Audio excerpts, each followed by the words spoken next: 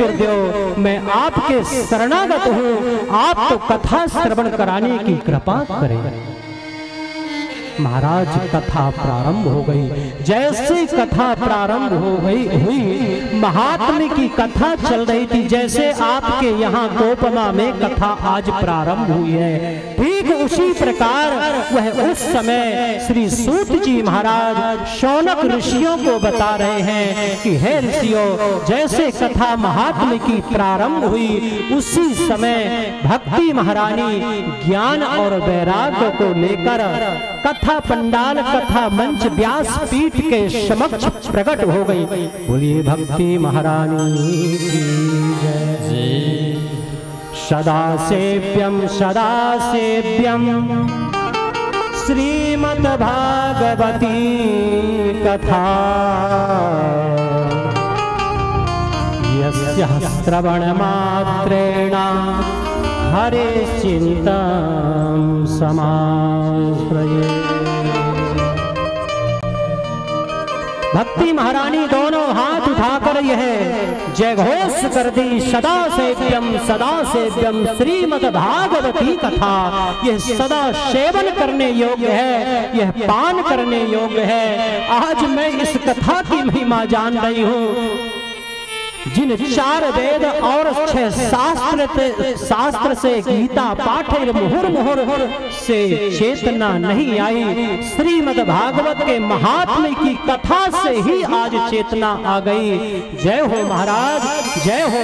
मैं आपको और इस व्यास पीठ को प्रणाम करती हूँ। यह वह है श्रीमद् भागवत की कथा जिसे लोग बाग नहीं समझते हैं, नहीं जानते हैं, वह उसे इतनी गंभीरता से नहीं लेते हैं महाराज। ये कोई साधारण कथा नहीं है, यह देव दुर्लभ कथा है। अभी अभी आप लोगों ने सुना कि देवताओं को डांट के फटकार के सुखदेव महामुनि ने भगा दिया। आज वह कथा हमें सुलभ होने जा रही है। वह कथा कितने प्रेम से पार करने के लिए प्राप्त होने जा रही है। और इन 7 दिन में जो जीव इस साप्ताहिक कथा को श्रवण नहीं किया, उससे अभागा कौन हो सकता है बताइए। इसलिए इस व्यास पीठ से मेरा सब लोगों से अनुरोध है कि आज तो प्रथम दिवस है, आप लोग नहीं जानते थे, लेकिन कोई भी क्षेत्र का, गांव का, आपका नात रिश्तेदार, क्योंकि बहुत खर्च लगता है आज की कथा में, आप लोग देख रहे हैं, बताने की आवश्यकता नहीं है। इसलिए सब लोग सम्मिलित होंगे, ऐसा कोई भी व्यक्ति ना रहे कि कथा से वंचित हो जाए। बोलिए जय श्री राधे। भक्ति सुतौ तरुणो गृहत्वा भक्ति सुतौ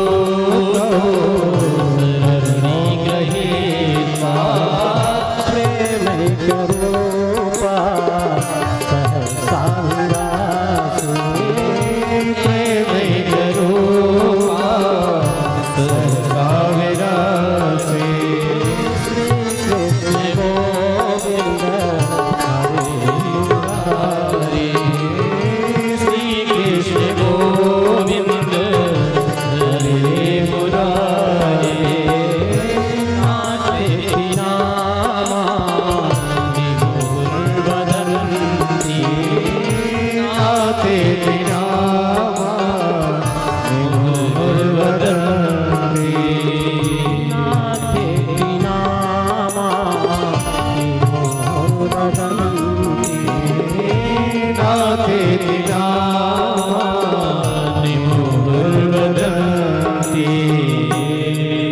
इस प्रकार भक्ति महारानी जय घोष कर दी कि सदा सेव्यम स्तुति करने लगे और कहती हैं कि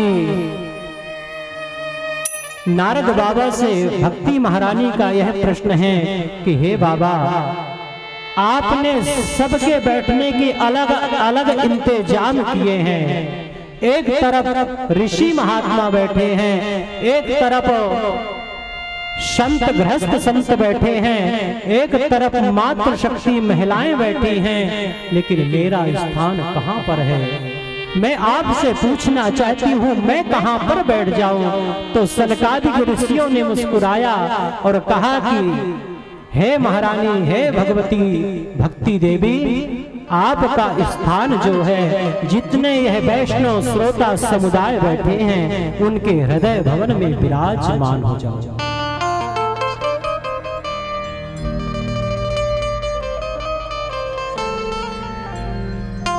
ऐसा क्यों कहा?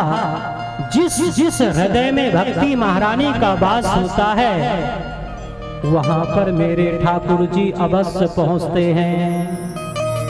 यदि भक्ति महारानी का वास नहीं होगा ना तो ठाकुर जी को नहीं बुला सकते हो, हृदय भवन में नहीं बैठा सकते हो। ऐसा क्यों? देखिए, जो साफ सफाई का तौर तरीका होता है महाराज, वो देवियों को ज्यादा होता है पुरुषों की अपेक्षा। पुरुष वर्ग यदि झाड़ू लगाए कमरे से तो बाहर आते आते कचरा एक नहीं आएगा, सब इधर का उधर हो जाएगा। और जब देवी जी साफ सफाई करती है ना तो एकदम बढ़िया तौर तरीके से। इसलिए भक्ति महारानी का जिस हृदय भवन में वास हो जाता है महाराज, फिर भक्ति महारानी उस भवन को इतना साफ सुथरा कर देती हैं। और जब साफ सुथरा भवन हो जाता है, झाड़ू नहीं, ऐसा झाड़ू लगाती है और रगड़ रगड़ के पोछा लगाती है ना कि एकदम हृदय भवन धबल हो जाता है। और जैसे हृदय भवन खाली पाए वैसे मेरे ठाकुर जी एक बार प्रवेश किए, फिर चाहे जितना प्रयास कर लो वह निकलने वाले नहीं है। चाहे जीव चाहे जितना फड़फड़ा ले, प्रयत्न कर ले कि ये बाहर हो जाए, एक बार प्रवेश किए फिर बाहर नहीं हो सकते हैं। कहने का तात्पर्य है महाराज, कमरा खाली होगा तब तो दूसरा व्यक्ति आ सकता है। जैसे हमें बुलाया गया जबलपुर से, तो हमें जहां रुकाया गया और जब हम देखे कि ये कमरा खाली, तभी तो अपना डेरा सामान रखे ना, अपना डेरा जमाए। हालांकि ऐसा मत सोचना कि महाराज सदैव के लिए जमा लिए हैं, हम तो 10 तारीख के लिए ही जमाए, 11 को चले जाएंगे। बोले जय श्री राधे, जय श्री राधे। तो कमरा जो खाली होता उसी कमरे में व्यक्ति अपना डेरा सामान जमाता है और ठहरता है। और जिस कमरे में ठाकुर जी देखते हैं कि भैया हाउसफुल है, काम क्रोध लोभ मोह ईर्षा मज्जा द्वेषता ये सब भरा हुआ है, तो ठाकुर जी ऐसे जाते गेट के बाहर से जाके और चले आगे बढ़े, दूसरा कमरा देखे, दूसरा भवन देखे महाराज। इसलिए सनकादिक ऋषियों ने भगवती भक्ति महारानी को सभी जो श्रोता समुदाय वैष्णव समुदाय बैठे थे उनके हृदय भवन में बैठा दिया कि जब भक्ति महारानी हृदय भवन में विराजमान हो जाएंगी, बैठ जाएंगी, फिर क्या कहना, वह इतना हृदय भवन को साफ कर देंगे और मेरे ठाकुर जी प्रवेश कर जाएंगे और उस जीव का कल्याण कर देंगे।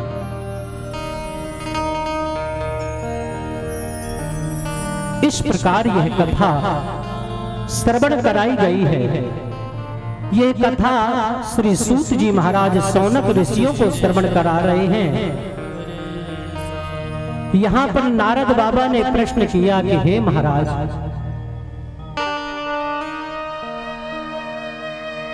इसके पहले एक भजन कर दे, क्योंकि देखते हैं थोड़ा उदास लोग बाग हो जाते कि महाराज भजन क्यों नहीं डाल रहे हैं।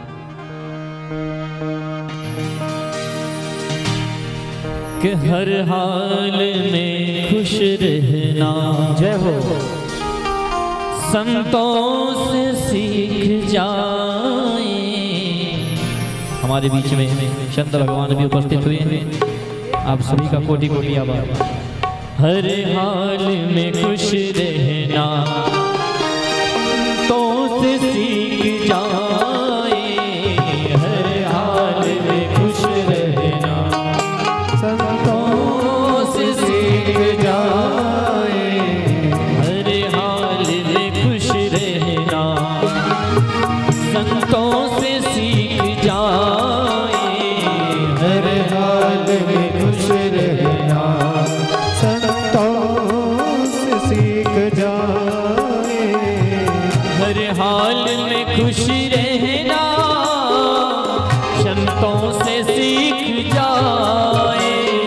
हर हाल में खुश रहना संतों से सीख जाए। हर हाल में खुश रहना संतों से सीख जाए। हर हाल में खुश रहना संतों से सीख जाए।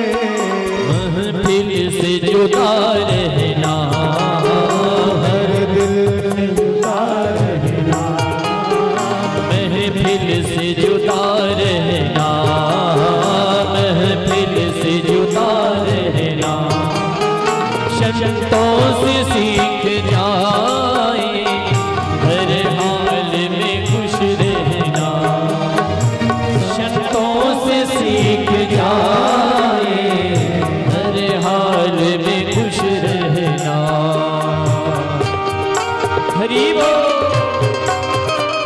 प्रेम से मीठी मीठी तालियों की सेवा देते हुए वृंदावन बिहारी लाल की जय हो।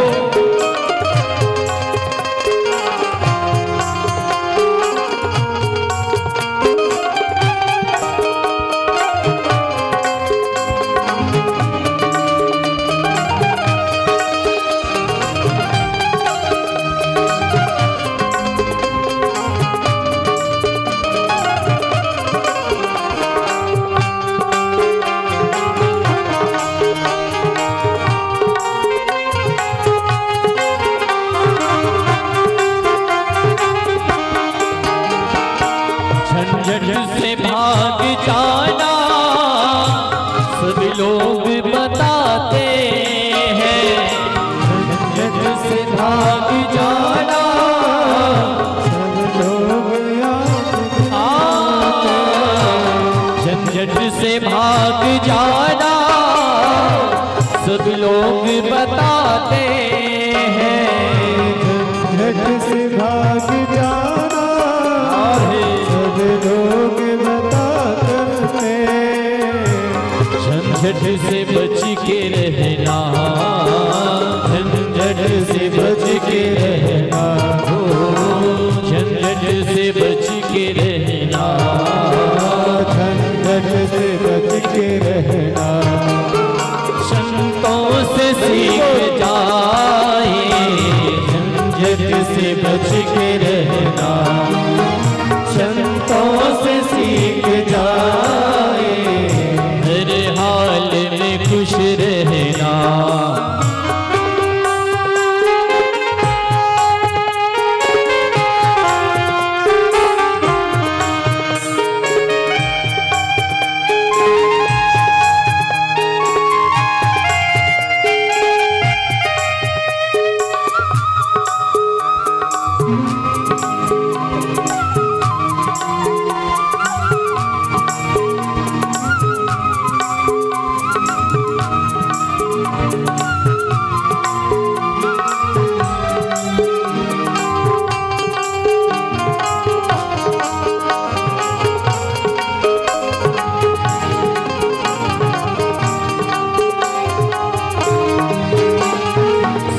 दुख में हंसना रोना सब लोग बताते हैं। सुख दुख में रोना हंसना सब लोग बताते हैं। सुख दुख में हंसना रोना सब लोग बताते हैं। सुख दुख में हंसना लोग बताते हैं। दोनों में मुस्कुराना दोनों में मुस्कुराना दोनों में मुस्कुराना दोनों में मुस्कुराना। संतों से सीख जाए। दोनों में मुस्कुराना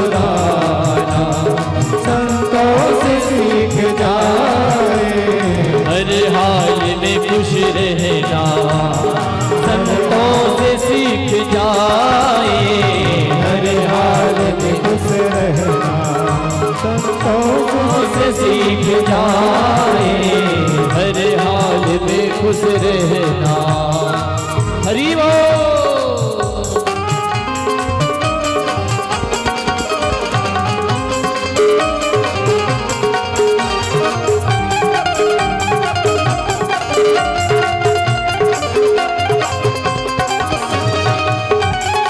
संत भगवान की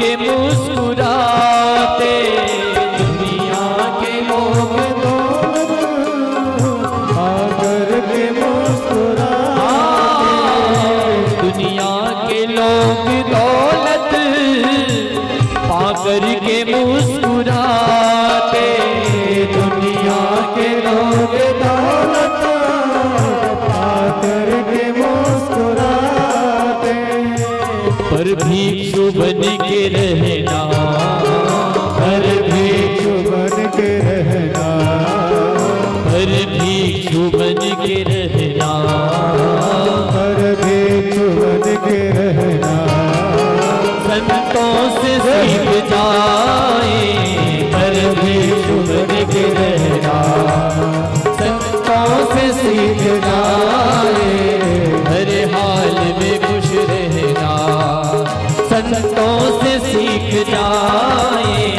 हर हाल में खुश रहना, संतों से सीख जाए, हर हाल में खुश रहना, संतों से सीख जाए, हर हाल में खुश रहना, संतों से सीख जाए, महफिल से जुदा रहना, महफिल से जुदा रहना, संतों से सीख जाए, हर हाल में खुश रहना, संतों से सीख जाए, हर हाल में खुश रहना, हर हाल में खुश रहना, हर हाल में खुश रहना।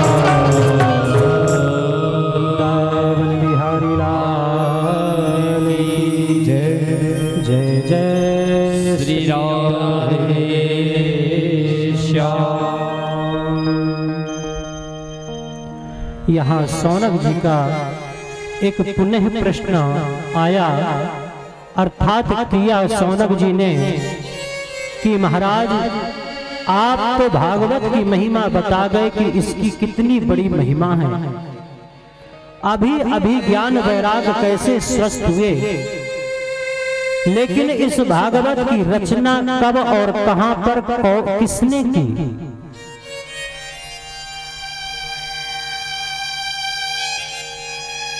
तब श्री सूत जी महाराज कहते हैं कि हे ऋषियों, यह एक समय की बात है,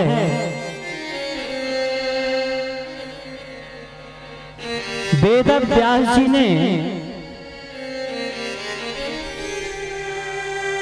17 पुराण लिख गए, इसके बाद भी मन खिन्न है, मन को शांति नहीं मिल रही है।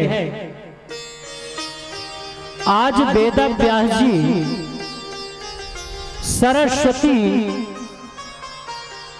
के घाट में जाकर विचार कर रहे हैं कि मन क्यों खिन्न है।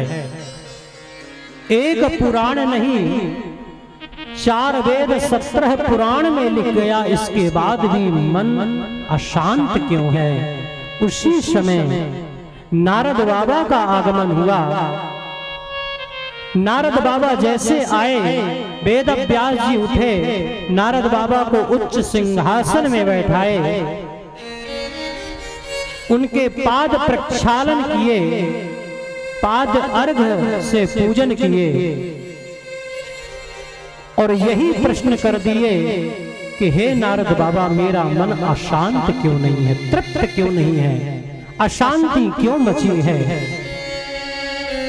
तब नारद बाबा ने कहा, आप पुराण जरूर लिखे, लेकिन भगवान की जो लीला है, भगवान जब जब इस धरातल पर अधर्म बढ़ता है और धर्म की हानि होती है, तब तब भगवान अवतरित होते हैं और अनेक प्रकार की लीला करते हैं। अब आपने उन लीलाओं का वर्णन अभी तक तो किया ही नहीं,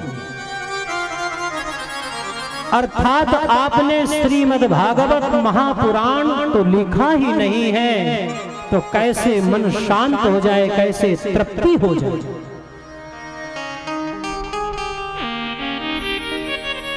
और आज नारद बाबा ने चतुश्लोकी भागवत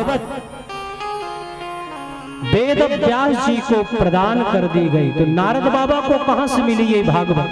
भागवत का मतलब होता है भक्ति ज्ञान वैराग, तो हमने बताया भगवान की भगवत्ता, भगवान किस प्रकार भक्तों पर कृपा करते हैं, यही शब्द का नाम ही है श्रीमद् भागवत।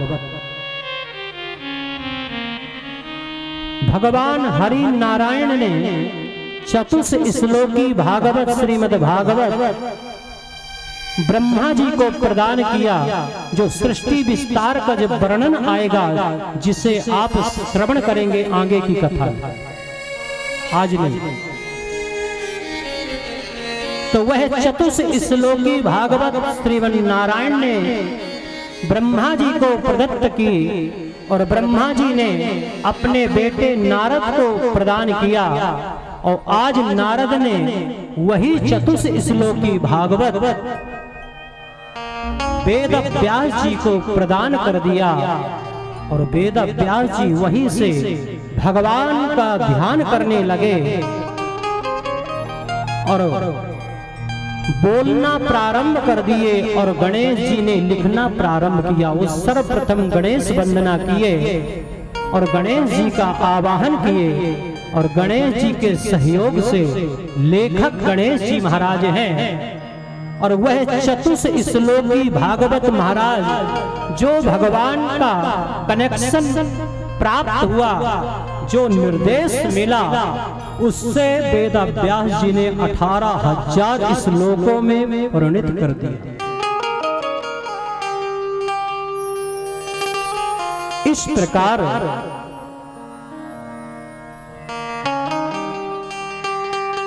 इस भागवत की रचना हुई और यह श्रीमद् भागवत का प्रचार प्रसारण किस प्रकार हो, अब यह सोच में पड़ गए। अपनी लिखी हुई पुस्तक स्वयं वाचन करो, स्वयं उल्लेख करो, प्रशंसा करो, तो ठीक समझ में नहीं आता। लोग बाग कहते हैं अपनी लिखी इसलिए बढ़ा चढ़ा के बोल रहा, बोली राधे राधे श्री राधे। तो जैसा यह ग्रंथ है, ऐसा कोई पात्र तो मिले जिसे यह परोसा जाए, उसमें भी पात्रता होना चाहिए, जिसे यह मैं प्रदान करूं, प्रदत्त करूं। और नारद बाबा वहां से उठे और सीधे पहुंच गए महाराज कहां? कैलाश धाम भोले बाबा के यहाँ। हर हर महादेव। महादेव शंभो। भोले बाबा समाधि में बैठे थे। नारद बाबा ने देखा कि भोले बाबा बढ़िया बैठे हैं और सीधे अंदर की ओर गए, माता को प्रणाम किए। भगवती ने कहा, आओ नारद बैठो, बड़े दिनों बाद आए हो, क्या समाचार लाए हो?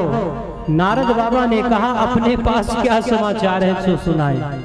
आपन तो फक्कड़ बाबा है, इधर से गए तो उधर पहुंचे, उधर से गए तो इधर आए। भगवान का भजन करते हैं और क्या चाहिए। लेकिन माताजी बुरा मत मानिएगा, आप भले विश्वास करके बैठी हैं और आपके सदैव मन में विश्वास रहता कि भोलेनाथ आपके बहुत निर्मल हैं, लेकिन एक बात बताऊं, भोले बाबा आपसे कपट करते हैं।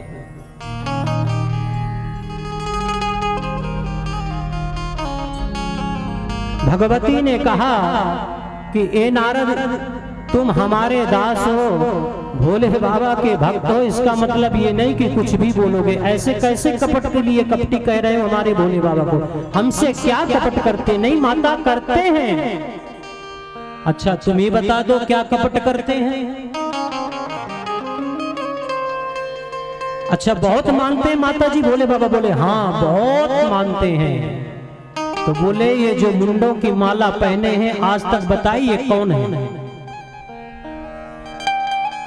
सोच में पड़ गई देवी जी। हाँ नारद, ये तो आज तक नहीं बताई। यही तो कह रहा हूं कि भोले बाबा कपट करते हैं माता, आप उन्हीं से पूछ लेना। यूं कह के नारद बाबा चले और भोले बाबा की समाधि खुली सो देखे कि नारद आया था, लगता है कुछ गड़बड़ करके गया। और भोले बाबा जब पहुंचे तो भगवती माता जी केस खोलकर कोप भवन में बैठी थी। पहले के जमाने में एक कोप भवन कक्ष रहता था, उसमें देवी यदि बैठ जाए, कोई भी बैठ जाए तो समझ लेना गड़बड़ है, कोप है। लेकिन कोप भवन में बैठने के कुछ तरीके रहते थे। केस खोलकर जो देवियां रहती थी अपने केस खोलकर कोप भवन में बैठ जाती थी। लेकिन आजकल का महाराज ये फैशन चल गया है, कोई देवी के केस बंधे नहीं मिलते, वो कोपे में रहती हैं। बोलिए राधे राधे, श्री राधे राधे।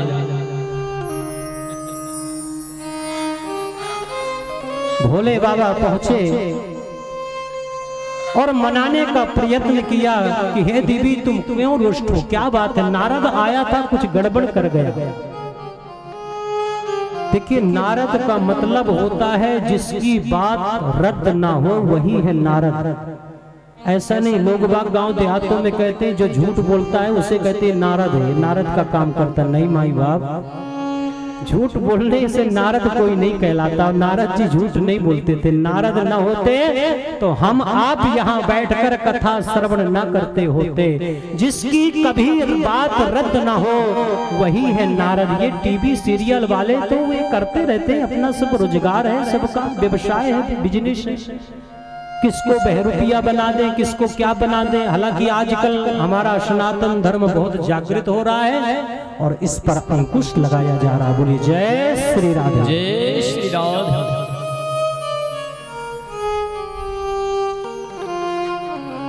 भगवती देवी ने कहा कि आप कपटी हो, हमसे कपट करते हो। आज तक आपने ये इतनी बड़ी बात छिपाई। बोले क्या छिपाया? बोले ये जो मुंडों की माला पहने हैं आज तक आपने हमें नहीं बताया। अच्छा इतनी सी बात? अरे अभी बताता हूँ। हे देवी ये कोई और नहीं है, तुम हो। और आश्चर्य में पड़ गई, मैं कैसे? मैं तो इधर बैठी हूँ बाबा। बोले आप अभी बैठी हो ना, जब आप मरती हो, जब प्राणांत होते हैं आपके, तो मैं आपसे इतना प्रेम करता हूं कि आपका सर धारण कर लेता। अच्छा ये मेरे सर? बोले हाँ, ये मुंडों की माला जो पहना हूं ये और कोई नहीं है, तुम हो। अब देवी जी ने गिनना प्रारंभ कर दिया। 1 2 3 18 19 108। हे भगवान इतने बार में मरी? बोले हाँ। बोले आप? बोले हम नहीं मरते। ये बोले ये कैसी विडंबना, हम ही मरे, आप मरबे न करें। ये कौन सी बात है बाबा? बोले यही तो बात है, हम नहीं मरते, हम अमर कथा प्राप्त किए हैं, पान किए हैं, इसलिए हमारी मृत्यु नहीं होती है। तब तो देवी ने कहा कि हे भोले बाबा वह अमर कथा हमें भी पान कराई जाए। बोले ऐसे नहीं कराई जाती, उसका कुछ नियम है, कुछ स्थान होता है, एकांत में कराई जाएगी। और वहां से भोले बाबा और भगवती देवी चल दी। आजकल जो हम सब आप जाते हैं जिसे अमरनाथ कहते हैं, उसी अमरनाथ की पहाड़ी में एक गुफा थी और उसी गुफा में भगवान भोलेनाथ और माँ भगवती प्रवेश कर गई। तीसरा कोई नहीं था, 2 के अलावा। भोलेनाथ ने कहा कि हे देवी, एक शर्त है, कथा हम जब सुनाएंगे जब आप हुकी दोगे, क्योंकि हम तो ध्यान मग्न होकर कथा श्रवण कराएंगे, तो हमें कैसे मालूम चलेगा कि आप सुन रही हो कि सो रही हो? क्यों?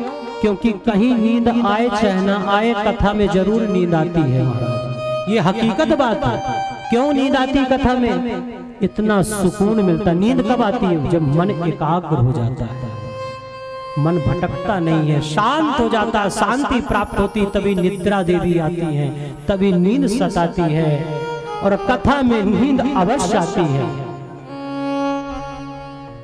भाई तीन तरह के श्रोता होते हैं। एक तो श्रोता होता है जो कथा श्रवण करता है, और दूसरा सोता होता है जो आकर बढ़िया ऐसे जगह बैठता है कि जहां बल्ली वल्ली लगी हो, बढ़िया टिक के थोड़ा आराम कर सके, एक आध दो नींद ले सके। और तीसरा जो होता है वह सरौता होता है महाराज। सरौता का मतलब वो यही देखता रहता है कि किसकी चप्पल और जूते अच्छे हैं और पहना जाए और बढ़िया अपना काम कर लिया जाए। बोले जय जय श्री राधे, जय श्री राधे।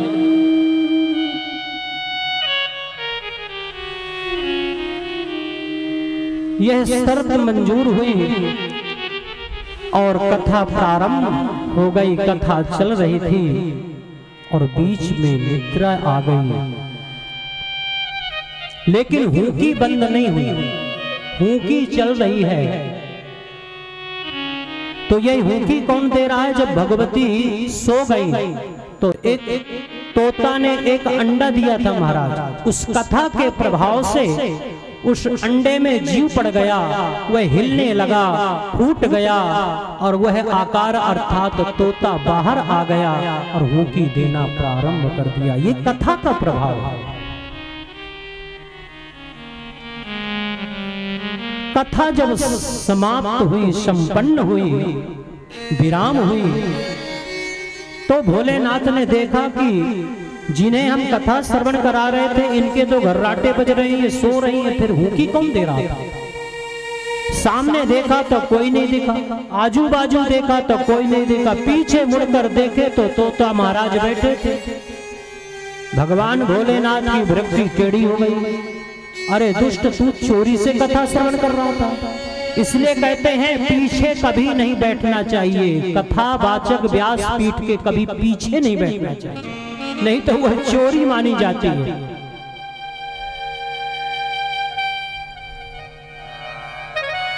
भगवान भोलेनाथ ने अपना अमोघ अस्त्र छोड़ दिया, त्रिशूल। आगे आगे तोता और पीछे पीछे त्रिशूल। यह तोता त्रैलोक में गया। जब इसे कहीं स्थान नहीं मिला तो इस धरातल पर आया महाराज, और